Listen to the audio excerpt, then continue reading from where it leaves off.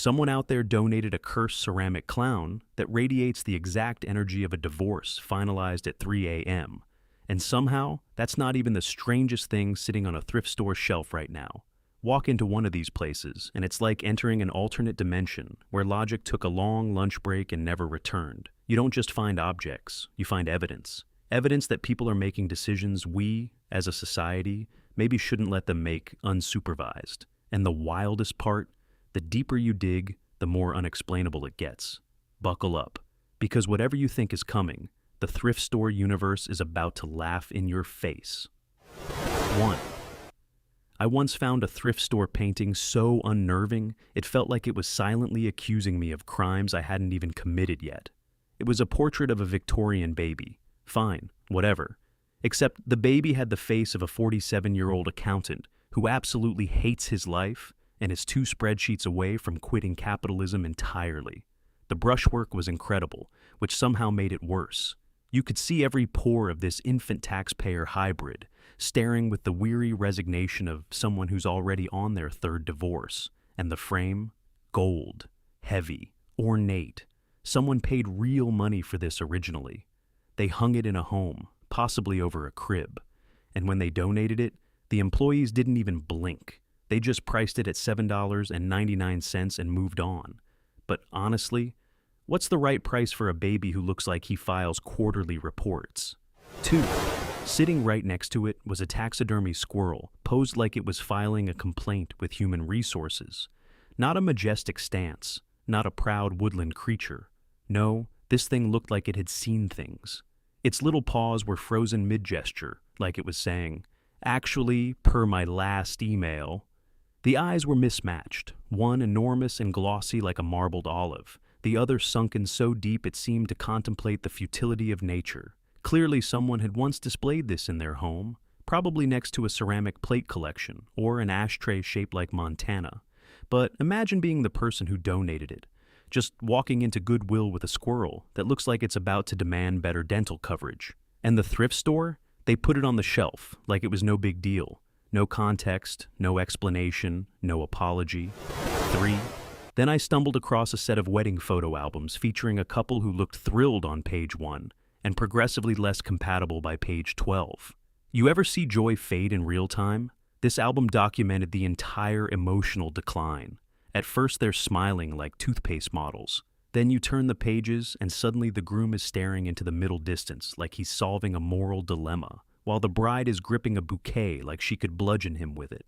And the thrift store just sold the whole emotional arc for $3.99. No privacy, no shame, just a discount bin full of someone else's hopes and dreams. Honestly, if you ever need a reminder that love is temporary but physical photo albums are forever, a thrift store will deliver. Also, who donates their entire wedding? That feels like evidence. 4. One shelf over, there was a blender so aggressively duct-taped it looked like it had survived a small war. And not a symbolic war. An actual battlefield-level conflict where this blender saw action, lost comrades, and maybe developed trauma. The cord was held together with electrical tape in a way that whispered, "Plug me in and meet God." And yet someone confidently priced it at $4.50, as though this wasn't a household grenade waiting for a volunteer. I love when people donate appliances that absolutely should have gone straight to an evidence locker or a hazardous waste facility. There's a unique arrogance in thinking, sure, this has exploded twice, but maybe someone else will want to gamble with their eyebrows. Honestly, I respect the optimism. Terrified of it, but respect it. 5. My personal favorite disaster was the thrift store mug shaped like a human foot, veins and toenails included, clearly created by someone who has never been arrested, but absolutely should be audited. Everything about it was wrong. The handle was the big toe, the arch was unnervingly accurate, and the inside, flesh-colored. Who wants to drink coffee out of something that looks like it could develop athlete's foot? But the best part was the handwritten label. Handmade! Slightly used. Slightly? How do you slightly drink from a ceramic foot? This thing should have been buried in the woods under moonlight. Instead, it was proudly displayed on an end cap like it was a collectible. This is why people lose faith in humanity. Not war, not corruption. Foot mugs. 6. Right beside it sat an unopened DVD titled Relaxing Sounds of Industrial Machinery. That was the entire product. The cover featured a serene waterfall, which made zero thematic sense unless the waterfall was actually hydraulic fluid. Who buys this? Who sits on their couch after a stressful day and thinks, yes, what I need right now is the soothing ambiance of a forklift beeping in reverse? And even stranger, who donates it? That implies someone not only purchased this intentionally, but then decided somebody else might want it too. Thrift stores aren't just museums of human oddities. They're breeding grounds for unanswered questions, like, was this DVD ever turned on? Did someone meditate to the peaceful clanging of metal on metal? How is this legal? 7. On a dusty lower shelf, I found a single bowling shoe. Just one. Size 14. Not a pair. A large, lonely left shoe that looked like it had been through 3 decades of league night drama. Who donates one shoe? More importantly, who buys one shoe? What's their life situation? Are they building a Frankenstein monster of mismatched footwear?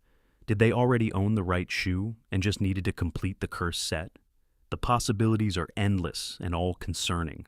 And in classic thrift store fashion, the staff didn't question it for a second. They priced the shoe for $1.29 and moved on, because when you work around this level of chaos long enough, nothing phases you. Even a single bowling shoe the size of a canoe. 8.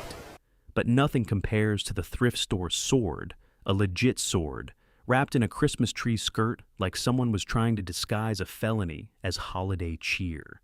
It had a dented blade, a wobbly handle, and the exact energy of an object that has been swung indoors at least once. I love that someone looked at their sword, thought, I should get rid of this, and then donated it instead of, I don't know, consulting the proper authorities or maybe a priest.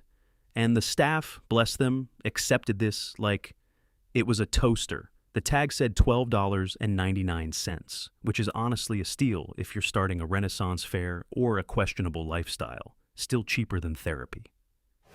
9. Then there was the framed cross-stitch that boldly declared, live, laugh, lawsuit. Clearly stitched by someone who has been through at least one HOA dispute and came out the other side a cynic. The craftsmanship was immaculate. Tiny, precise stitches forming the world's most honest motivational quote. It radiated an energy that said, I have seen neighbors fight over recycling bins and I no longer believe in peace. And yet, the thrift store treated it like any other piece of suburban decor, priced to move at $2.99. Imagine placing that above your mantle. Your guests would know instantly.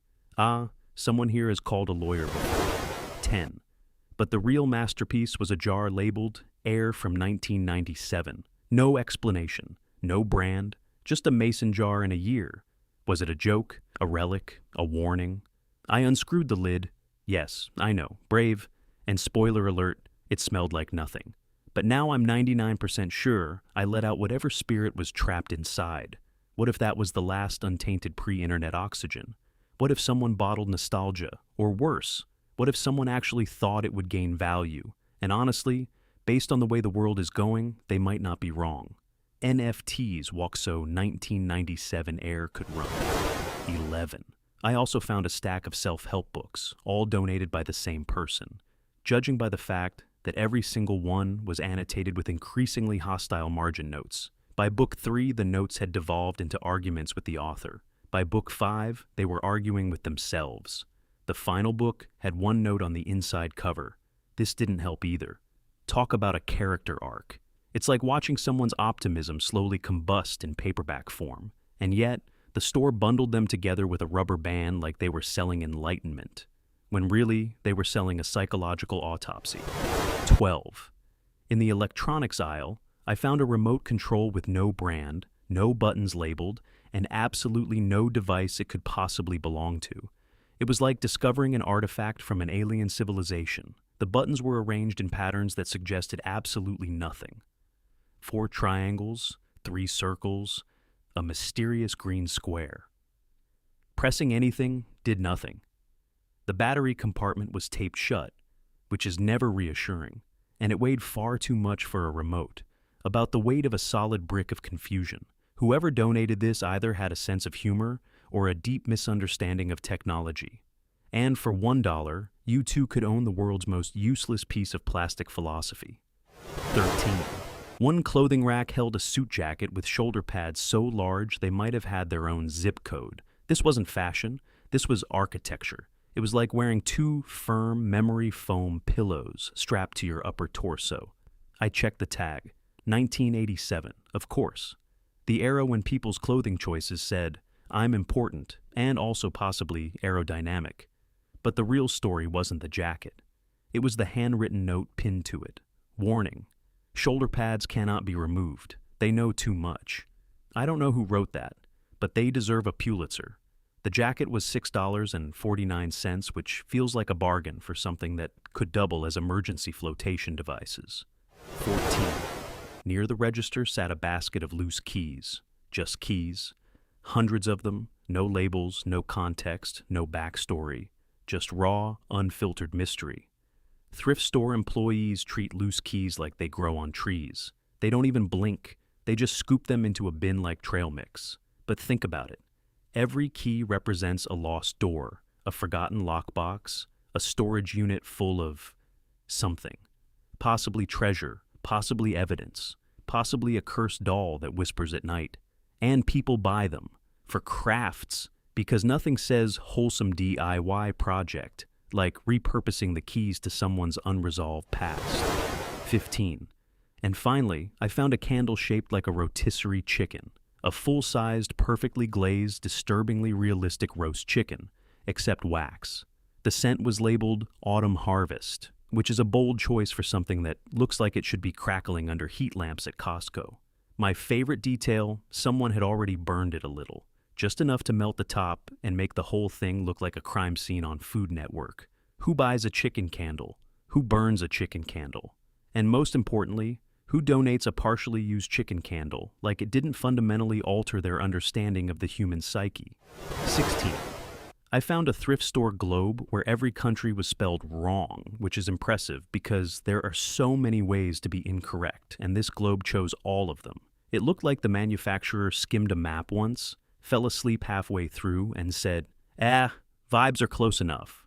Australia was labeled Australia, Canada was Candoa, and the entire continent of Africa was just missing, replaced by an ocean that absolutely does not exist unless the Earth has been hiding a secret swimming pool. Someone donated this confidently as though their personal geography crimes should be passed to the next generation, and the thrift store put a $6 price tag on it like it was a useful teaching tool. I guess it is, in a way, a reminder that humans should not be allowed near cartography without supervision. 17. Then there was the world's saddest treadmill, a rusted relic that proudly wore a strip of masking tape reading, "Still works," which is exactly what someone says right before something explodes. This treadmill looked like it had only two settings: slow death and immediate regret. The belt skipped every 3 seconds like it was buffering in real time. Step on it wrong and you'd achieve flight, but not in a majestic NASA-approved way. More like a YouTube fail compilation filmed in 240p. Donating this thing should count as attempted assault. And yet, there it was, proudly displayed next to yoga mats and lightly used water bottles, daring someone to trust it. I love the optimism required to believe. Sure, this has launched at least one person into drywall, but maybe it'll help someone get fit. Sir, it'll give them a concussion. 18. I also found a stack of board games missing every crucial piece, which apparently still qualified them for resale because the box is in good condition. One Monopoly set had no money, no deeds, no dice, just a single thimble and a note saying, "Some piece is missing." Missing? At that point, it's not Monopoly. It's a themed hostage situation. Another game of Scrabble had only vowels, which instantly made it the most frustrating linguistic nightmare imaginable. And my favorite was a puzzle, 1,000 pieces, with a sticker bragging, only 70% complete, like they were proud of the loss. Why donate this? Why pass the curse forward? The thrift store shouldn't label these as games. They should label them as emotional challenges for people who clearly need to suffer. 19. I once discovered a lamp shaped like a saxophone, which would have been charming if the light bulb didn't protrude from the bell, like the lamp was trying to signal ships from a lighthouse. It looked like the designer had a vision halfway through and then immediately quit the project. The cord was glued down the back with the confidence of someone who has absolutely never taken an electrical safety course. And the switch? The switch was the saxophone's mouthpiece, which made turning it on feel vaguely illegal. Someone bought this originally. Someone unboxed it. Someone said the words, "Yes, this belongs in my living room." And then eventually, someone looked at it long and hard and whispered, "I cannot live like this anymore." And off to the thrift store it went, ready to confuse the next victim. 20. In the children's section, I found a teddy bear that had clearly lived through something catastrophic, the kind of trauma usually discussed in war documentaries. One eye was missing, the fur was matted like it had been dragged through a swamp, and the smile was stitched too wide. Wide enough to say, "I've seen things." Kids' toys normally wear out from love. This one wore out from surviving. It felt haunted, but not in a fun, Disney-haunted mansion way. More like, this bear absolutely whispers at night. The price? A baffling $4.99. Absolutely not. This isn't a toy. This is a vessel. This is how horror movies begin. And employees just tossed it in the bin like it wasn't actively plotting. 21. One shelf held a bread machine from 1993, proudly advertised as vintage, which is thrift store code for "please don't plug this in." The instruction manual was yellowed and crinkled like ancient parchment, and the bread pan still had crust fused to it from the Clinton administration. It weighed approximately the same as a microwave filled with cement. The little LCD screen blinked random hieroglyphics, as though it was attempting communication.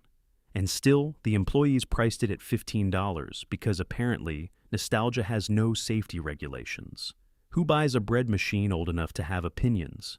People who say things like, they don't make them like they used to, right before learning exactly why they stopped. 22. And then there was a thrift store wedding veil with small, mysterious burn holes scattered throughout. Not enough to ruin it, but enough to raise profound questions. Was it worn near a bonfire? A sparkler exit gone wrong? Did someone attempt to cook while wearing it? The donor left no note, leaving only theories and fire safety concerns. The veil itself was lovely, which somehow made the damage more suspicious. It's one thing if a dress has a tear. Burn holes require an entire storyline. And yet the thrift store tagged it as lightwear. Lightwear?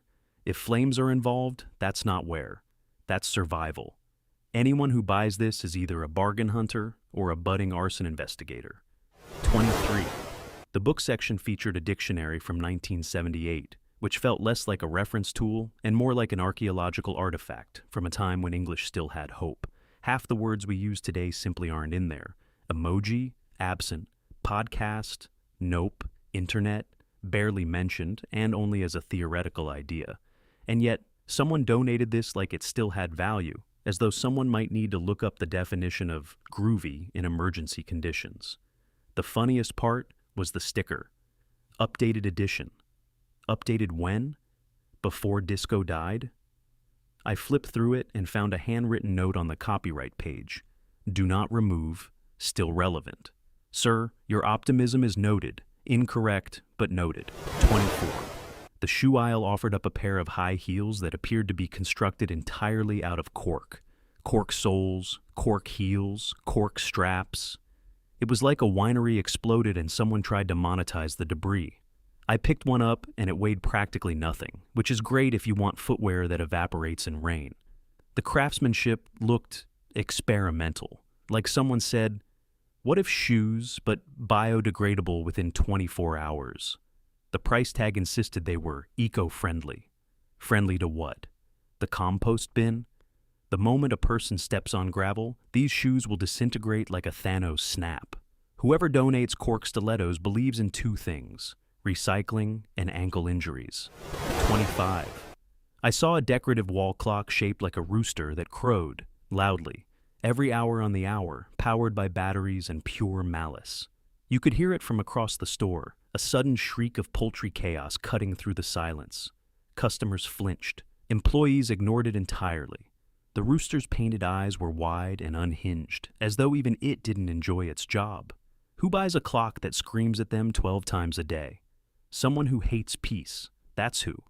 Someone who wakes up in the morning and thinks, I want to track time like I'm living inside a barn possessed by Walmart. The thrift store priced it at $9, which is low for an alarm system, but high for psychological warfare. 26. I found a wallet with a photo sleeve full of portraits, not of people, but of bread. Different loaves, beautifully centered, lovingly photographed like they were family members. Sourdough, rye, a baguette posing seductively on a countertop. Whoever owned this wallet wasn't just a carb enthusiast. They were in a committed relationship with gluten. Did they show these pictures to strangers? Did they flip open their wallet at restaurants like, "Ah, yes, this is my son, ciabatta"? And most importantly, why donate it?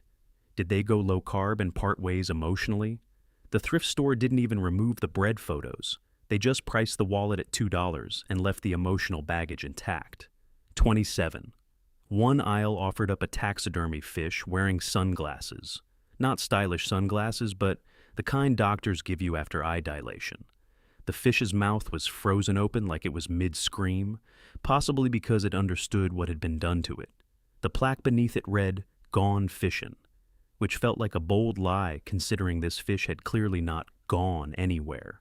Someone actually hung this on a wall, proudly displaying what was essentially a marine hostage wearing medical eyewear. Donating it was an act of mercy. Selling it was an act of chaos. But maybe someone out there dreams of a sunglasses-wearing trout.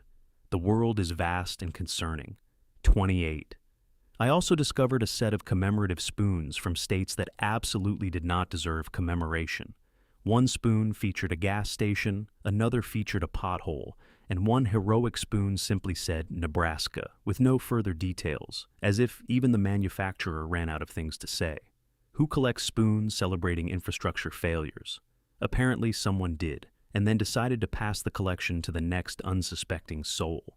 The thrift store packaged them as Americana, which is accurate only if you interpret that word as deep, unfiltered disappointment.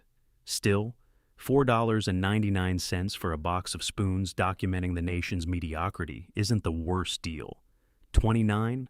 In the toy aisle, I encountered a doll that recited phrases when you pulled a string, except all the phrases were cut off halfway through, creating the effect of a ghost trying to communicate through bad Wi-Fi. Let's go to the part. Do you want to You are my best fry. Every sentence ended in suspense and dread. The doll's hair was uneven, like someone attempted a haircut while blindfolded. The smile was painted just slightly off-center, giving it the expression of a politician caught in a scandal. Who donates a semi-functional doll that teaches children the concept of unfinished business? The employees didn't question it. They just tossed it into the bin and hoped nobody sued. 30. I found a set of decorative stones that were just regular driveway gravel packaged in a mason jar with a ribbon. The label said, hand-collected, which is technically true but spiritually insulting. You're not selling gemstones, you're selling the outside. Every jar looked like it came from someone's landscaping project that went terribly wrong. Who buys this? Pinterest victims, probably. People who want a centerpiece but don't want to admit they picked rocks out of their backyard. My favorite part? The price tag was $3, meaning someone believed their personal gravel had premium value. Honestly, respect the confidence. Fear it, but respect it. 31. And finally, I found a thrift store painting of a cat playing poker with such intense seriousness, it rivaled actual casino surveillance footage. The cat wore a little visor. It held cards with impossible dexterity. The other cats at the table looked stressed, like someone was about to lose the house. This painting wasn't silly, it was dramatic. The artist didn't just paint cats. They captured feline existential dread. Who donated this? Who could part with such a masterpiece? Maybe the previous owner realized the cat was winning too often. Maybe they felt judged by its eerie confidence. Either way, the thrift store priced it at $12, which is criminally low for something that could absolutely become a religious icon in the right household. And there you have it, an entire parade of donated chaos proving that thrift stores aren't secondhand shops. They're archaeological digs for questionable decision-making. If you've ever found something even dumber than this, drop it in the comments so we can all suffer together. And if you can't decide which treasure here was the peak of human confusion, go ahead and vote for the one that broke your brain the hardest. Hit like, subscribe, and buckle in. Because trust me, the next round of thrift store madness goes even deeper.